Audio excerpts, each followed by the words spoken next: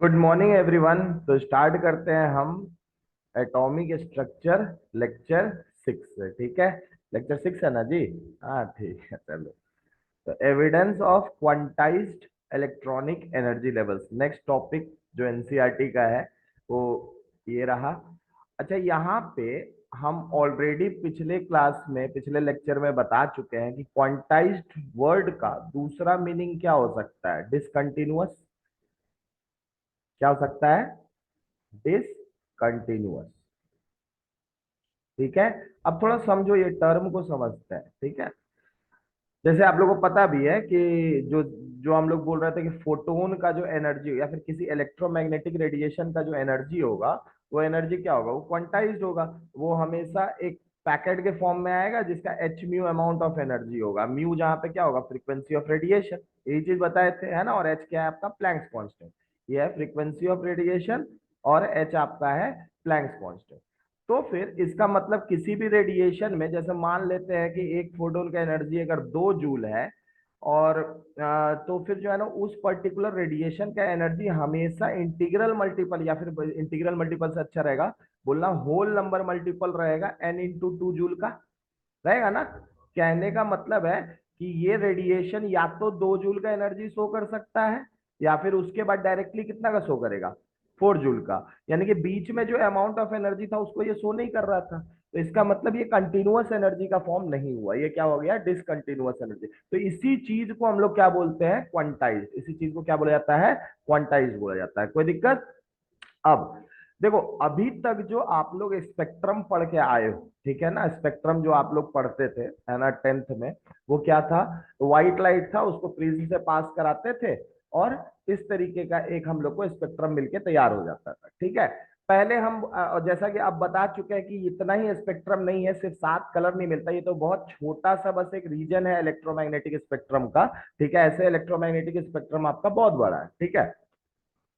देखो बात ये है, अगर मान लो जैसे यहाँ पे इतने सारे लाइट निकल रहे हैं, कितने 7 कलर्स निकल रहे हैं। यहाँ पे क्या है कि रेड जैसे है ना, या फिर डिफरेंट जो भी कलर्स आपको दिए हुए, जैसे रेड है, सबसे नीचे में कौन सा है? वायलेट है। तो आप देख रहे हो कि रेड कलर, इसका वेवलेंथ सबसे ज्यादा होता है। ठीक है। और वायलेट का वेवलेंथ क्या होता है? सबसे कम होता है। वेवलेंथ क्या होता है? सबसे कम होता है। ठीक है। आप देख रहे होगे कि ज्यादा जो डिफ्लेक्शन हुआ है वो कम वेवलेंथ वाले लाइट में हो रहा है, और कम डिफ्लेक्शन किस में हो रहा है? ज्यादा वेवलेंथ के लाइट में हो रहा है। ये जो स्पेक्ट्रम आप लोग को दिया हुआ है, this spectrum is continuous spectrum. ये कैसा स्पेक्ट्रम है? ये आपका कंटिन्यूअस स्पेक्ट्रम है। कैसा है आपका? This is your continuous spectrum. Continuous क्यों? कंटिन्यूअस इसलिए क्योंकि हम जानते हैं ना रेडिएशंस का, डिफरेंट रेडिएशंस का एनर्जी होता है। यहाँ पे देखो रेड ऑरेंज सब एक दूसरे, क्या कोई गैप दिख रहा है इन लोग के बीच में?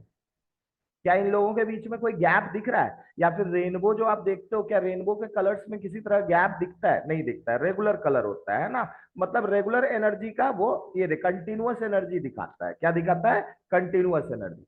और इसी पर्टिकुलर चीज में अगर मान लो कि ऑरेंज लाइट बीच से गायब हो जाए, यही स्पेक्ट्रम मिला तुमको, तुमने स्पेक्ट्रम लिया, व्हाइट प्रिज्म लिया, व्हाइट लाइट लिया, लेकिन ऑरेंज कलर का लाइट तुमको नहीं दिख रहा, बीच में गायब है। बीच में क्या है? गायब है। तो इसका मतलब अब जो स्पेक्ट्रम तुमको मिल रहा होगा उस केस में उसको क्या बोलोगे? उसको बोलोगे डिसकंटिन्यूअस स्पेक्ट्रम। उसको क्या बोलेंगे हम लोग? डिस्क। जैसे ये ऑरेंज कलर का लाइट है, ये ऑरेंज कलर का लाइट मान लो आपको नहीं दिख रहा है ना। तब ये स्पेक्ट्रम रेड के बाद आना तो ऑरेंज चाहिए था, लेकिन ऑरेंज तो आ नहीं रहा है। इसका मतलब ये स्पेक्ट्रम कैसा हो जाएगा? डिसकंटिन्यूअस हो जाएगा। कोई दिक्कत यहां तक समझ में आ रहा है? क्लियर है? समझ में आया?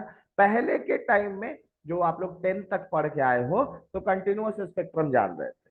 अब देखो मेन बात क्या है, यहाँ पे अच्छे से सुनो, यहाँ पे बोल क्या रहा है? यहाँ पे बोल रहा है evidence of quantized energy level, है ना। Quantized energy level. Quantized energy level का मतलब यहां पे याद रखिएगा, इस चीज से नहीं है कि भैया रेडिएशन से, इससे नहीं है कि रेडिएशन से। यहां बेसिकली ये मीनिंग है मैटर से। क्या है? मैटर से। कैसे है? इस चीज को समझते हैं। ठीक है। देखिए, दो पर्टिकुलर चीज आप लोग को समझना है। ठीक है। एक है आपका ये जो ऊपर वाला पार्ट दिए हुए हैं, ये है आपका एमिशन स्पेक्ट्रम। क्या है आपका? Emission spectrum. Emission spectrum. और नीचे वाला जो स्पेक्ट्रम है आपका, जो नीचे में दिए हैं, इसको बोला जाता है एब्जॉर्प्शन स्पेक्ट्रम। अभी तक आप लोग जान रहे थे कि स्पेक्ट्रम क्या होता है, तो स्पेक्ट्रम आप लोग को पता था कि व्हाइट लाइट को जब प्रिज्म के थ्रू पास कराते हैं तो एक series of colours, visible colours मिलता था। आज तक जो आप लोग 10th तक जान रहे थे उसी को क्या बोलते थे? स्पेक्ट्रम बोलते थे। अब स्पेक्ट्रम में भी थोड़ा क्लासिफिकेशन कर रहे हैं। एक आपका बोले एमिशन स्पेक्ट्रम, और एक क्या बोले हम? Absorption spectrum. एक क्या बोले आपको? Absorption spectrum. इस चीज को अच्छे से समझिए। ये देखो, पहले एब्जॉर्प्शन स्पेक्ट्रम को समझ लेते हैं। पहले किसको समझ लेते हैं? एब्जॉर्प्शन स्पेक्ट्रम को। यहां देखो, ये आपका व्हाइट लाइट का सोर्स एक लिए, इसको हम प्रिज्म के थ्रू पास कराए, और ये फिल्म, ये बेसिकली एक फोटोग्राफिक प्लेट होता है जिसके ऊपर हम ना चेक करते हैं स्पेक्ट्रम को। क्या करते हैं? चेक करते हैं। ठीक है, फोटोग्राफिक प्लेट इसको बोला जाता है, या फिर फिल्म और डिटेक्टर आप इसको बोल सकते हो। इसमें बेसिकली हम क्या चेक करते हैं? इसमें चेक करते हैं हम लोग कि कौन कौन सा कलर आप करके, मतलब डिफरेंट रेडिएशन को इसके ऊपर चेक किया जाता है। कोई दिक्कत? अब देखो, व्हाइट लाइट जब मैंने पास कराया प्रिज्म से, तो ये आपको दिख रहा है, ये एब्जॉर्प्शन स्पेक्ट्रम है। क्या ये कंटिन्यूअस है? नहीं है। इसमें आपको डार्क लाइंस दिख रहा है। इसका मतलब जहां पे डार्क लाइंस दिख रहा है वहां का कलर गायब है। वहां का कलर क्या है? गायब है। अब हुआ क्या यहां? बेसिकली क्वेश्चन ये है कि हुआ क्या। देखो, यहां पे हम एक मैटर को रखे हैं। ये जो एब्जॉर्बिंग सैंपल दिख रहा है, ये एक मैटर है। ये क्या है? मैटर है। जब व्हाइट लाइट को हम लोग मैटर के थ्रू पास कराए, तो नॉर्मल सा बात है, जैसा कि आप लोग को बताए थे कि मैटर कुछ अमाउंट ऑफ रेडिएशन को क्या करेगा? एब्जॉर्ब कर लेगा। क्या कर लेगा? एब्जॉर्ब। बेसिकली आपको लग रहा है कि रेडिएशन एब्जॉर्ब कर रहा है, वो बेसिकली रेडिएशन का एनर्जी एब्जॉर्ब कर रहा है। क्या एब्जॉर्ब कर रहा है? एनर्जी को एब्जॉर्ब कर ले रहा है। और जो रेडिएशन एब्जॉर्ब कर रहा है, वो रेडिएशन तुमको यहाँ पे नहीं दिख रहा है। क्लियर हो रहा है? ऐसे मान लो ये सैंपल अगर नहीं होता, तब तुमको सारा का सारा कलर्स ऑब्जर्व होता। लेकिन ये पर्टिकुलर मैटर, क्योंकि हम व्हाइट लाइट के पाथ के बीच में रख दिए थे, तो ये वाला जो मैटर है, ये क्या किया? व्हाइट लाइट में कुछ पार्ट ऑफ रेडिएशन को ये क्या किया? एब्जॉर्ब कर लिया। और वो कलर आपको फोटोग्राफिक प्लेट में ब्लैक लाइंस की तरह एब्जॉर्ब हो रहे थे। ठीक है, ये ब्लैक लाइंस जो आपको दिख रहे हैं, बेसिकली ये रेडिएशन का पार्ट एब्जॉर्ब कर चुका है। कौन एब्जॉर्ब कर चुका है? मैटर।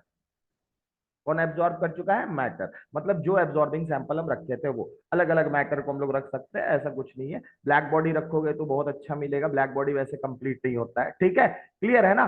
तो इस तरह के स्पेक्ट्रम को क्या बोला गया? Absorption spectrum. कोई क्या बोला गया? Absorption spectrum. अच्छा, पिछले क्लास में एक और बात आप लोग को बताए थे कि कहां पे? हाँ, एनर्जी वापस देगा, वही चीज बता रहे हैं कि अभी एब्जॉर्ब किया। जब तक इस पे व्हाइट लाइट गिर रहा था, ये बेचारा क्या कर रहा था? एब्जॉर्ब कर रहा था। लेकिन ये एब्जॉर्ब हर एक लाइट को नहीं कर रहा है, ये भी एक इंपॉर्टेंट बात है। ये हर एक रेडिएशन को एब्जॉर्ब नहीं किया है, ये कुछ ही रेडिएशन को एब्जॉर्ब किया है। तो यहां से क्वेश्चन मार्क आता है कि आखिर ऐसा क्यों? मैटर क्यों नहीं सारा रेडिएशन को एब्जॉर्ब कर ले रहा है? क्या रीजन है कि कुछ ही रेडिएशन को वो एब्जॉर्ब कर रहा है? कोई दिक्कत? एक क्वेश्चन मार्क किया है, अभी आंसर इसका मिलेगा। ठीक है, इससे बहुत चीज समझ में, एक्सपेरिमेंटली इससे कुछ कुछ समझ में आ रहा है। इससे समझ में आ रहा है कि मैटर के अंदर भी जो है ना, जो एनर्जी लेने का कैपेसिटी है, वो भी कुछ ही पार्ट ऑफ रेडिएशन एनर्जी को एब्जॉर्ब कर सकता है। यानी कि सारा एनर्जी को एब्जॉर्ब एक मैटर नहीं करेगा, unless and until it is a black body. Unless and until it is a pure black body. ऐसे जनरली मैटर जो भी हम लेंगे, वो कुछ पार्ट ऑफ रेडिएशन को जो क्या करेगा? एब्जॉर्ब करेगा। बाकी रेडिएशन वैसे ही तुमको फोटोग्राफिक प्लेट पर दिखे। क्लियर है? कोई डाउट इसमें? समझ में आ गया? अब देखो, अब अगर इसके ऊपर व्हाइट लाइट पड़ना बंद करा दें, और इस एब्जॉर्बिंग, ये जो सैंपल था, यही सैंपल, ये जो सैंपल यहाँ पे लिए हैं, यही सैंपल यहाँ पे है।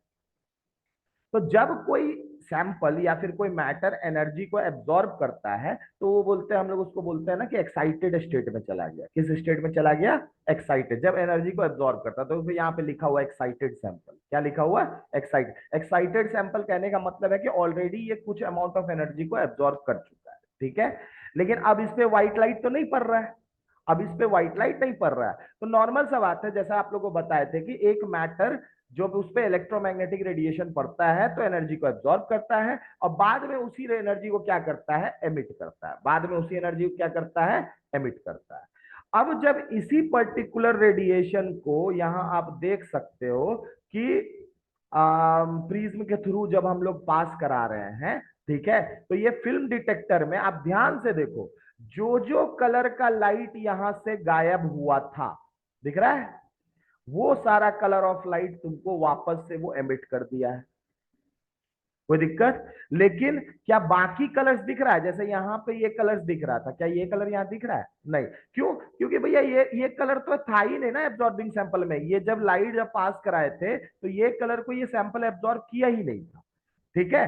तो कहने का मतलब है कि जिस रेडिएशन को एक सैंपल एब्जॉर्ब कर रहा है उसी रेडिएशन को बाद में वो एमिशन के थ्रू निकाल दे रहा है, और इस स्पेक्ट्रम को क्या बोले, एमिशन स्पेक्ट्रम बोले, इस स्पेक्ट्रम को क्या बोला गया, एमिशन स्पेक्ट्रम बोला गया।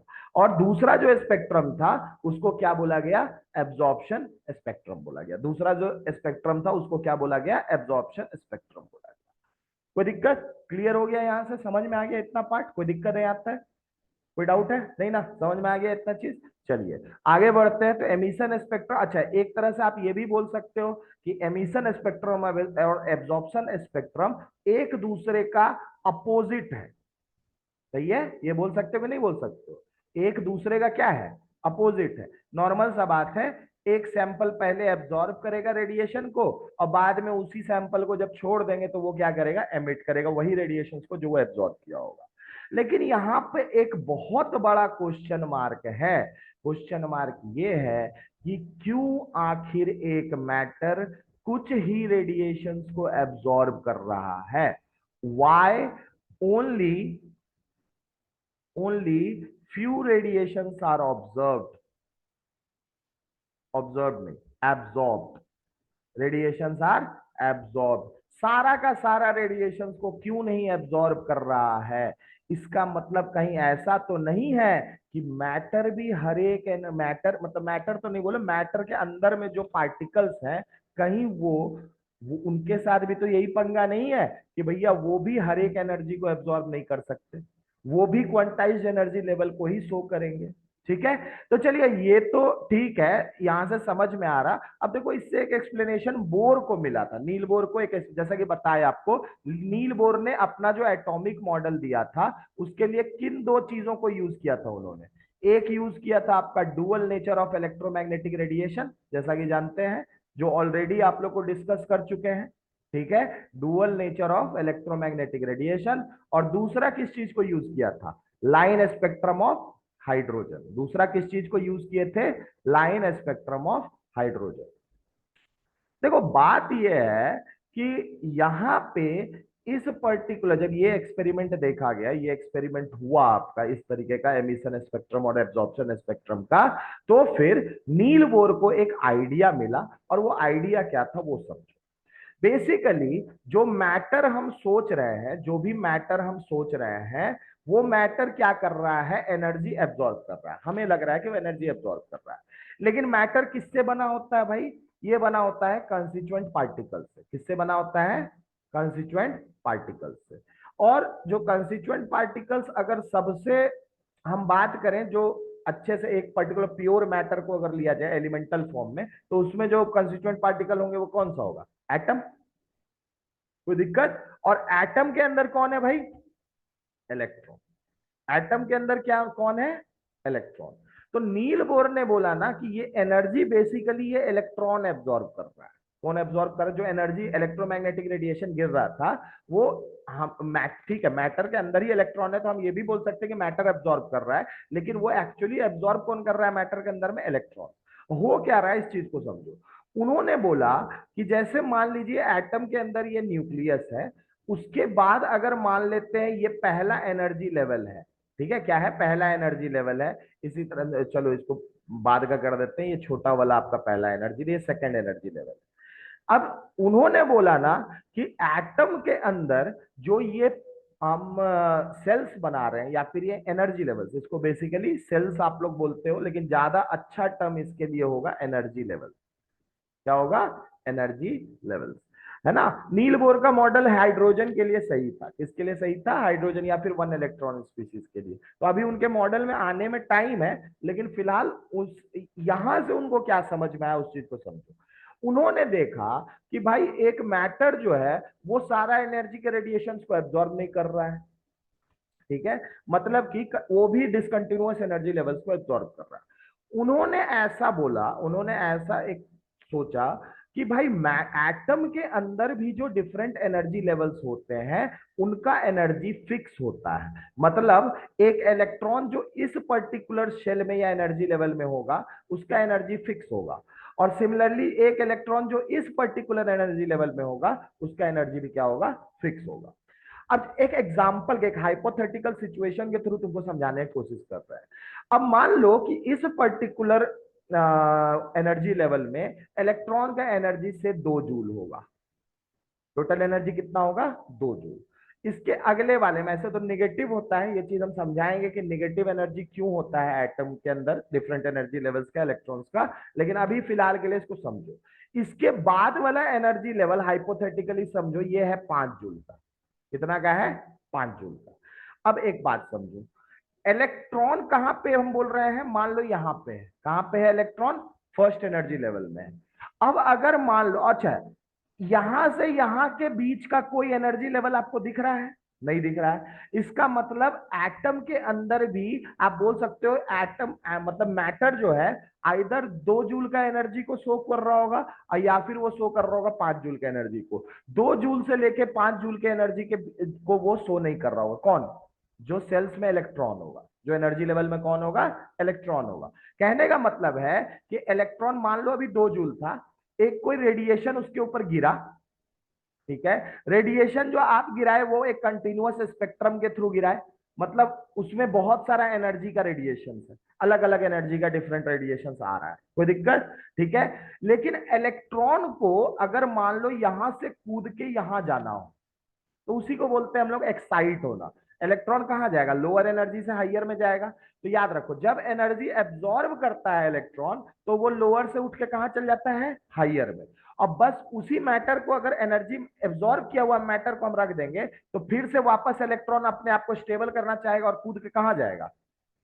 नीचे वाले में। समझ में आ रहा है? तो नील बोर को ये चीज कैसे समझ में आया, ये भी चीज इंपॉर्टेंट है उनको, इसलिए समझ में आया क्योंकि हर एक स्पेक्ट्रम के रेडिएशन को वो एब्जॉर्ब नहीं कर रहा था। तो उन्होंने बोला कि भैया इस कंटिन्यूअस स्पेक्ट्रम में जो रेडिएशन मान लेते हैं 3 जूल का एनर्जी शो कर रहा होगा, उस एनर्जी को ये इलेक्ट्रॉन क्या करेगा? एब्जॉर्ब कर लेगा। क्यों? क्योंकि हायर लेवल में जाना है। लेकिन बाकी कोई 2 जूल का एनर्जी होगा, 1 जूल का एनर्जी अगर मान लो कोई रेडिएशन अगर लेके आ रहा होगा तो उसको ये एब्जॉर्ब नहीं करेगा। क्यों? क्योंकि भैया 2 + 1 3 जूल, 3 जूल का एनर्जी लेवल कोई है ही नहीं एटम के अंदर, 4 जूल का एनर्जी लेवल कोई है ही नहीं एटम के अंदर। तो 2 जूल और 1 जूल वाला इलेक्ट्रोमैग्नेटिक रेडिएशन को एब्जॉर्ब नहीं करेगा। किसको एब्जॉर्ब कर लेगा?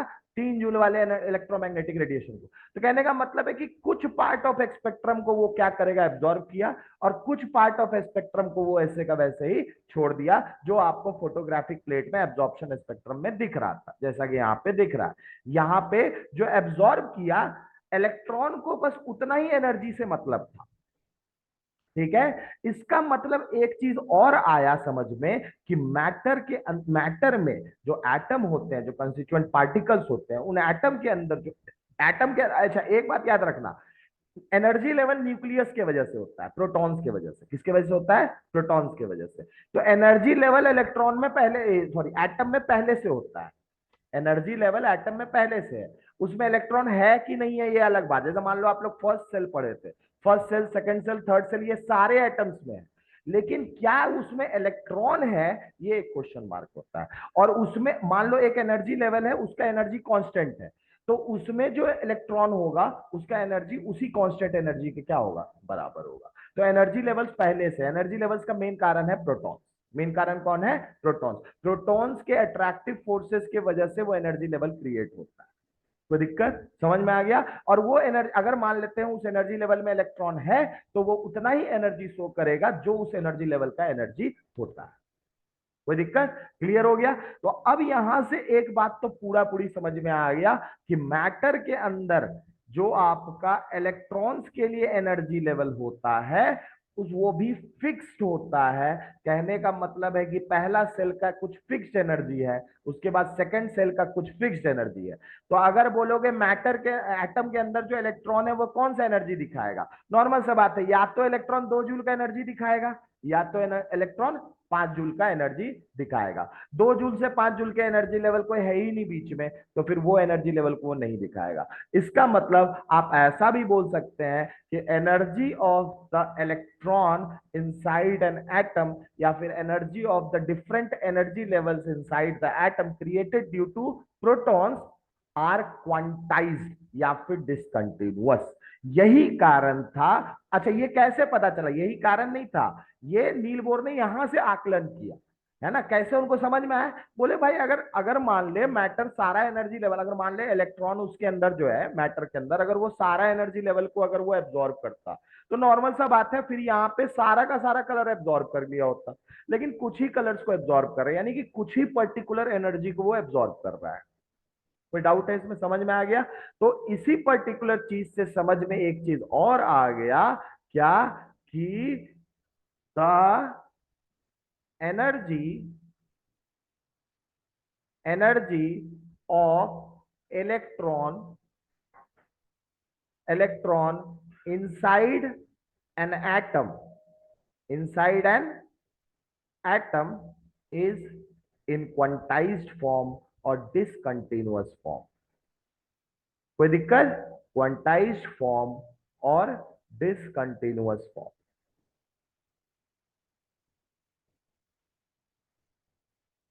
ठीक है, ये चीज उनको अब समझ में आने लग गया। ठीक है, मेरे ख्याल से ये टर्म में आज के बाद कंफ्यूज नहीं करोगे। ये दोनों टर्म बहुत इंपॉर्टेंट है। चार्ज भी क्वांटाइज्ड होता है, रेडिएशन का एनर्जी भी क्वांटाइज्ड होता है। उसके बाद अब जाने की एटम के अंदर जो इलेक्ट्रॉन होते हैं उसका एनर्जी भी क्वांटाइज्ड होता है। कोई दिक्कत? आप बेसिकली एनर्जी ऑफ इलेक्ट्रॉन मत बोलो, इलेक्ट्रॉन अगर उस एनर्जी लेवल में होगा तो ठीक है ना, तो आप ऐसा इसको एनर्जी लेवल यहाँ पे क्या बोल सकते हो, एनर्जी लेवल्स, जिसको नील बोर ने सेल्स या ऑर्बिट्स का नाम दिया था। नील बोर ने इस एनर्जी लेवल्स को किसका नाम दिया था? सेल्स या फिर ऑर्बिट्स का नाम दिया था। कोई दिक्कत? और इन एनर्जी लेवल्स मतलब एक एटम के अंदर कोई एनर्जी लेवल तो सारा एनर्जी लेवल नहीं दिखाता है। ठीक है, एनर्जी लेवल गिना चुना होता है। कहने का मतलब कुछ पहला सेल है तो उसके कुछ एनर्जी होगा, दूसरा सेल है तो उसका कुछ एनर्जी होगा, तीसरा सेल है तो उसका कुछ एनर्जी होगा। ठीक है, और एक चीज इंपॉर्टेंट है, एक चीज तुम लोग को ये भी समझ में आ गया होगा कि जितना ज्यादा हायर एनर्जी लेवल में हम लोग जाएंगे उतना ज्यादा क्या होगा आपका एनर्जी होगा। कहने का मतलब न्यूक्लियस के सबसे बगल में जो सेल होगा इसका एनर्जी क्या होगा? सबसे कम होगा। इसके बाद इससे दूर वाला जो होगा उसका एनर्जी क्या होगा? उससे ज्यादा होगा। क्लियर? उसके बाद सिमिलरली तो थर्ड सेल होगा उसका एनर्जी क्या होगा? उससे ज्यादा होगा। क्लियर है ना? तो ये फर्स्ट सेल जिसको आप के सेल बोलते थे, एल सेल, अभी अभी देखो बात ये है कि नील बोर का मॉडल भी लिमिटेशंस में है। क्यों? क्योंकि वो सिर्फ एक ही इलेक्ट्रॉन स्पीसीज के लिए सही था। तो इसके आगे का भी मॉडल है, कुछ कुछ चीज जानेंगे, लेकिन पहले जहां तक नील बोर बता चुके हैं, जहां तक काम का है, उसके बाद जहां तक मान लो कि नील बोर ने कुछ चीजें एक्सप्लेन नहीं कर पाया, तो आगे का जो मॉडल या थ्योरी आया होगा वो किस चीज को एक्सप्लेन करने के लिए आया होगा?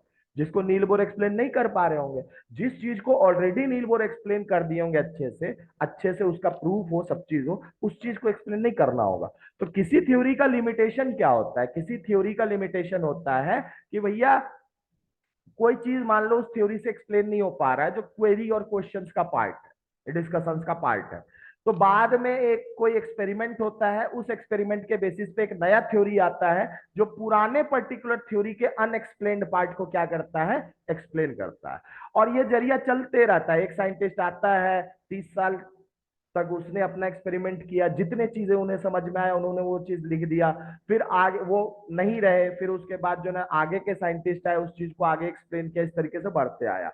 तो 1500 ईस्वी से लेकर के 1500 से लेकर के आज 2023 हो गया है, तो जो साइंस का डेवलपमेंट है पर्टिकुलर जो हुआ है साइंस एंड टेक्नोलॉजी में, वो इसी बीच में हुआ है। वो 1500 से लेकर के अभी अभी हो रहा है। And proceeding you can say, अभी और होगा। अभी भी एफ, अगर केमिस्ट्री में बोले तो बोल सकते हैं एफ ब्लॉक एलिमेंट अभी भी रिसर्च के पार्ट है, मतलब अभी तक उनके बारे में सारा प्रॉपर्टीज नहीं पता चल पाया है। ठीक है, तो ये चीज होगा, ये चीज अभी आप लोग को बहुत देखने को मिलेगा। लेकिन इंपॉर्टेंट चीज जो एक समझ में आने लग गया था नील बोर को, या फिर आउटकम आप बोल सकते हो, इस पर्टिकुलर चीज से जो आउटकम मिला, वो आउटकम क्या था? वो आउटकम ये समझ में आया कि मैटर के अंदर जो कंस्टिट्यूएंट पार्टिकल्स होते हैं, जो एटम्स होते हैं, मतलब कि एक थ्योरेटिकल एक सोचा जा रहा है, ऐसा कुछ देखने तो नहीं गया था ना इलेक्ट्रॉन कहाँ पे, लेकिन एक अंदाजा लगाया जा रहा है कि हो क्या रहा है। तो उन नॉर्मल सा बात है, अगर सारा एनर्जी लेवल को एब्जॉर्ब नहीं कर रहा है मैटर, इसका मतलब है कि मैटर के खुद अंदर ही खुद सारा एनर्जी लेवल्स नहीं है। मैटर खुद भी कुछ ही चुनिंदा एनर्जी लेवल्स को शो कर सकता है। इसका मतलब है कि मैटर के अंदर जो एनर्जी लेवल्स होंगे एटम के अंदर, वो आपका क्या होगा? वो डिसकंटिन्यूअस फॉर्म में होगा या फिर क्वांटाइज्ड फॉर्म में होगा। इस चीज का टोटल एक्सप्लेनेशन मतलब समझ में आ रहा था। क्लियर है? अब आ जाते हैं नेक्स्ट पार्ट में, जो नील बोर ने यूज किया था अगला पार्ट अपने मॉडल को देने से पहले, वो था लाइन स्पेक्ट्रम ऑफ हाइड्रोजन। तो नेक्स्ट टॉपिक है लाइन स्पेक्ट्रम ऑफ हाइड्रोजन। एक बहुत अच्छा क्वेश्चन है एक स्टूडेंट का कि एक एक पर्टिकुलर एटम का जो लास्ट पर्टिकुलर सेल होगा, क्या पूछे आप? बोलो तो। हाँ, एनर्जी को एब्जॉर्ब नहीं कर पाएगा। देखो बेटा, इसके पीछे कहानी है, ठीक है ना, एक लॉजिक है, पहले उस लॉजिक को समझो। ठीक है, जैसे सपोज कर लो आपने एक मैग्नेट लिया, क्या लिया? मैग्नेट लिया। ठीक है, मैग्नेट लिया, और एक आपने कोई आयरन का ब्लॉक लिया, सपोज कर लो, है ना, आयरन का ब्लॉक लिया। आपने सोचा कि भैया हम यहां से ना ये मैग्नेट चिपक जाए आयरन ब्लॉक में, क्या चिपकेगा? नहीं। सपोज कर लो हम यहाँ बैठे हुए हैं, वो कोने में रखा हुआ है एक अलमीरा लोहा का, तो मैग्नेट चिपक जाएगा क्या? नहीं चिपकेगा। कहने का मतलब है कि एक कोई स्मॉल दूरी होता है, एक कोई रीजन होता है जिसके अंदर में ही मैग्नेटिक फोर्स काम करता है। जैसे मैग्नेट है तो इससे कुछ दूरी तक एक रीजन होगा, जहां तक आप कोई आयरन ब्लॉक लाओगे तो ये मैग्नेट क्या करेगा? चिपक जाएगा। लेकिन क्या उसके बाद चिपक पाएगा? नहीं चिपक पाएगा। इस ये पर्टिकुलर रीजन को हम लोग मैग्नेटिक फील्ड बोलते हैं। क्या बोलते हैं? Magnetic field. अब इसी चीज को थोड़ा चार्ज के टर्म्स में समझो अच्छे से। ये न्यूक्लियस है, न्यूक्लियस में क्या है? प्रोटॉन्स है। तो प्रोटॉन क्या इलेक्ट्रॉन को कहीं से भी खींच लेगा? नहीं खींच पाएगा। इसका भी एक कोई पर्टिकुलर रीजन होगा, कोई दूरी होगा, जहां तक अगर मान लो कोई इलेक्ट्रॉन इसके अंदर आया तो ये न्यूक्लियस क्या करेगा? सटाक से उसको खींच लेगा। तो मतलब इसके केस में हम लोग बोलते हैं, मैग्नेट के केस में उस रीजन को मैग्नेटिक फील्ड बोला जाता है, और चार्ज के केस में उस रीजन को इलेक्ट्रिक फील्ड बोला जाता है। क्या बोला जाता है? उस रीजन को इलेक्ट्रिक फील्ड बोला जाता है। मतलब एक पर्टिकुलर रीजन जिसके अंदर मान लो कोई पॉजिटिव चार्ज अगर आता है तो रिपेल कर देगा, और अगर मान लो कोई नेगेटिव चार्ज आता है तो उसको क्या करेगा? अट्रैक्ट कर लेगा। अब सुनो, एक एटम का सबसे आखिरी जो हम लोग एनर्जी लेवल सोचते हैं, सबसे आखिरी जो एनर्जी लेवल सोचते हैं, वो बेसिकली वो बोल सकते हो वो लास्ट जगह है जहां पे इलेक्ट्रॉन सॉरी प्रोटॉन, जो न्यूक्लियस का प्रोटॉन है, वो एक इलेक्ट्रॉन को पकड़ के रखता है, पकड़ के रखता है। इस पॉइंट के से अगर बाहर गया, इस दूरी से अगर बाहर इलेक्ट्रॉन निकल गया, तो हम बोलेंगे वो एटम से बाहर निकल चुका है। यानी कि एटम का जो एनर्जी लेवल्स है वो कहां से कहां तक होगा, अगर कोई जनरली पूछता है तो हम लोग बोलेंगे न्यूक्लियस का इलेक्ट्रिक फील्ड जहां तक होगा वहां तक आपका क्या होगा? क्या कहते हैं? एटम। हाँ, एटम होगा वहां तक, मतलब एनर्जी लेवल्स होगा, सॉरी, एटम में क्या होगा? एनर्जी लेवल्स होगा। और जैसे ही हम मान लो उस पर्टिकुलर रीजन के बाहर निकल जाए, जहां तक जहां प्रोटॉन इलेक्ट्रॉन को खींच नहीं पा रहा, तो नॉर्मल सा बात, हम क्या बोलेंगे? इलेक्ट्रॉन बाहर निकल गया एटम से। इलेक्ट्रॉन कहाँ निकल गया? बाहर चल गया एटम से। एक्चुअली उस पर्टिकुलर टर्म को ही हम इन्फिनिटी बोलते हैं। क्या बोलते हैं? इन्फिनिटी। साइंस में इन्फिनिटी बोला जाता है। तो इन्फिनिटी कहने का मतलब है कि पॉजिटिव चार्ज के इलेक्ट्रिक फील्ड के रीजन से बाहर। ठीक है, मतलब या तो पॉजिटिव, कहने का मतलब अगर इलेक्ट्रिक इलेक्ट्रिक टर्म्स में जाओगे तो निगेटिव चार्ज भी सोच सकते थे, लेकिन हम एटम के बारे में बात कर रहे हैं, और एटम में जो एनर्जी लेवल्स होता है उसका मेन कारण होता है न्यूक्लियस। न्यूक्लियस का मेन प्रोटॉन। हाँ अब लास्ट सेल को नहीं बोल रहे, लास्ट सेल के बाहर का जगह सब जो है उसको इन्फिनिटी बोला। ये इससे और दूर चले जाओ सब इन्फिनिटी।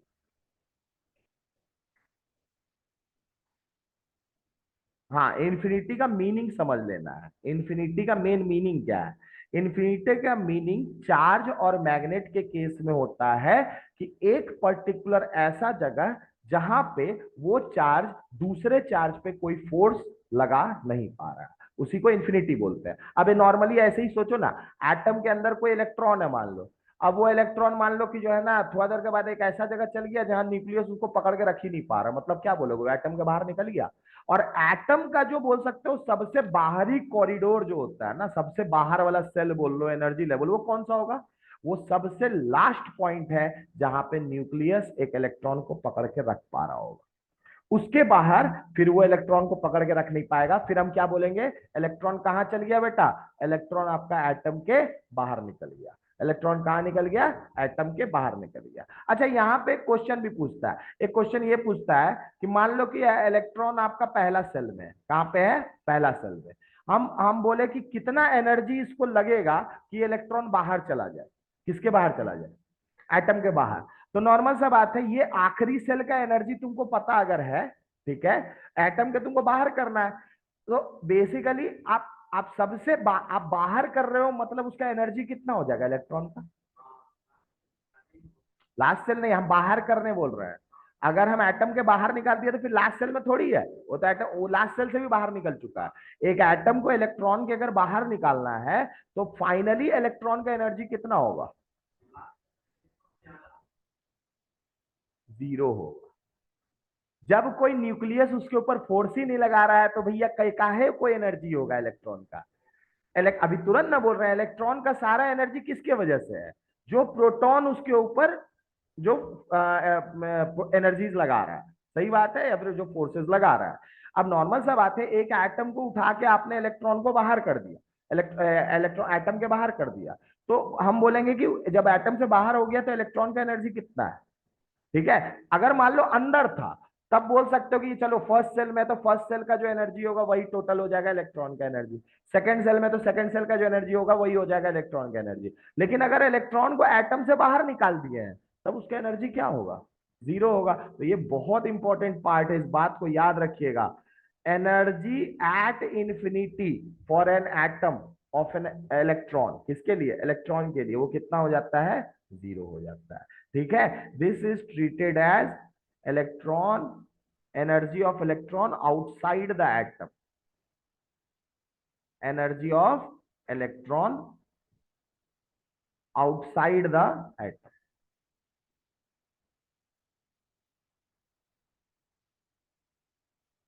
Outside the atom. या फिर दूसरे टर्म्स में क्या बोल सकते हैं? दूसरे टर्म्स में क्या बोल सकते हो? हाँ, इंफिनिटी का मतलब हो गया इलेक्ट्रॉन बाहर निकल चुका, वो तो समझ में आ गया। ई इंफिनिटी कहने का मतलब है energy of electron outside the atom. ठीक है। या फिर दूसरा बोल सकते हैं out of the reach of electron, is out of the reach of nucleus of an atom, बोल सकते हैं, बोल सकते हैं ना। Electron is out of the reach, out of the reach. और बेसिकली ये रीच क्या है बेटा? ये रीच को किस टर्म्स में हम लोग समझ रहे हैं? Attractive forces.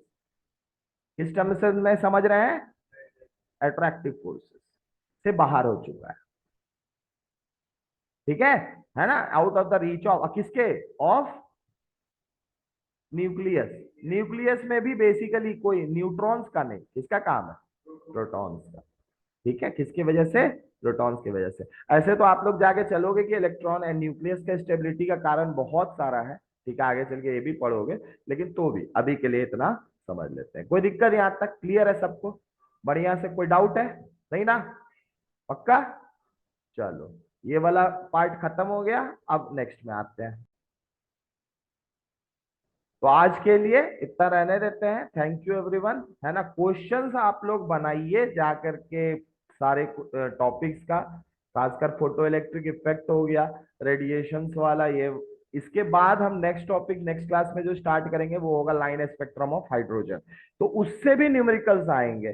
ठीक है। तो कहने का मतलब ये है कि भैया कंटिन्यूअस रहो तुम लोग डिसकंटिन्यूअस क्वांटाइज्ड मत बनो तुम लोग। हाँ कि क्योंकि कंटिन्यूअस नहीं रहोगे तो फिर दिक्कत आएगा। एक साथ में पता चला लास्ट लास्ट में जमा करते जा रहे हैं क्वेश्चन, और एक दिन बैठोगे बनाने के लिए, उस दिन बहुत दर्द होगा। ठीक है, दिल में, है ना, क्यों नहीं बनाए, क्यों समय को बर्बाद किए। तो इसीलिए बोल रहे हैं आप लोग जा करके पीछे के टॉपिक्स जो हैं उनके क्वेश्चंस को अच्छे से बनाइए। ठीक है। और पीछे के लेक्चर्स वीडियोस जो ऑनलाइन में लेक्चर वीडियोस देख रहे हैं वो पीछे के लेक्चर वीडियोस को पहले देख लें, ताकि आगे की चीजें समझ में आए। डायरेक्ट ना देखें, नहीं तो समझ में नहीं आएगा। Till then, thank you everyone, good night.